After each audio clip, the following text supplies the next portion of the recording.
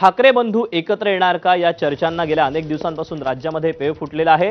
दसऱ्याच्या मेळाव्याच्या निमित्तानं दोन्ही ठाकरे बंधू एकत्र येतील, एका व्यासपीठावर पाहायला मिळतील अशी चर्चा सुरू असतानाच आता दसरा मेळावा हा शिवसेनेचा असतो आणि राज ठाकरेंचा गुढीपाडव्याला दुसरा मेळावा असतो असं सांगत संजय राऊतांनी या चर्चांना पूर्ण विराम देण्याचा प्रयत्न केला।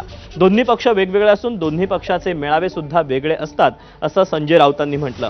सेनेच्या दसरा मेळाव्यात काहीतरी मोठी बातमी मिळेल असं सूचक वक्तव्य ठाकरेंच्या शिवसेनेचे विधान परिषदेचे आमदार सचिन अहिर यांनी केलं होतं।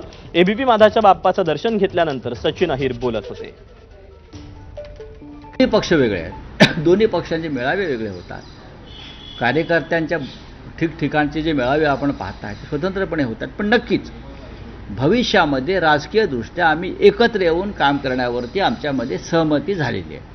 त्यांची जी काही दशा झालेली आहे त्यातनं बाहेर येऊन त्यांना दिशा मिळावी अशी आम्ही सदिच्छा व्यक्त करतो। परंतु त्यांनी त्यांचं स्वप्न पाहावं, त्यांनी त्यांचा पक्ष वाढवावा, दिशा शोधावी, आमचं काही त्याला हरकत असायचं कारण नाही। आणि या बातम्यांसोबतच बुलेटिनमध्ये वेळ झाली एका छोट्याशा ब्रेकची। अपडेट घेऊन लगेच परत येतोय, पाहत राहा एबीपी माझा।